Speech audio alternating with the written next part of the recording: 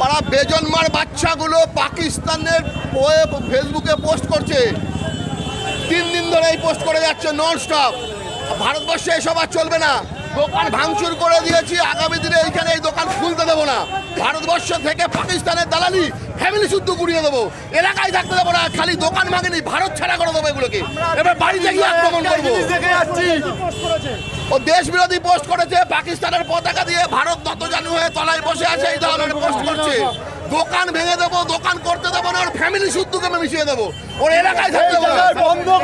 Police মানি না, police আসেনি, police মানি না, পুলিশ মানি না। ভারতবর্ষ থেকে এই ধরনের পোস্ট যে করবে, আমাদের এখানে থাকতে পারবে না। আজকে সবে দোকান ভাঙা দিয়ে শুরু হলো।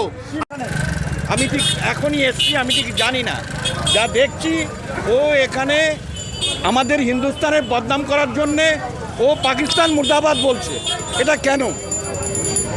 আর কিছু না, ও এখানে থাকবে, এখানে খাবে, এখানে পড়বে, আর এখানে বদনাম করবে। এ হতে দেওয়া যায় না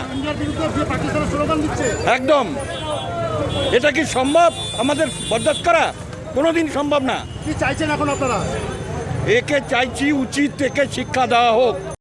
কি ঘটনা ঘটেছে? সব থেকে বড় কথা, এইমাত্র সেন্টুর থেকে খবর পেলাম, কুন্দন প্রদীপ খবর দিল, এখানে একজন পাকিস্তানের সমর্থন করে ফেসবুকে লিখেছে।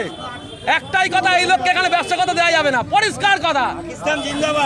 এবং এই যারা নাকি এই লোককে সাপোর্ট করবে তাদেরও কিন্তু একদম সাবধান করে দিচ্ছি, এই সব পাকিস্তানের দালাল এখানে থাকবে না, পরিষ্কার কথা। বলে জয় শ্রী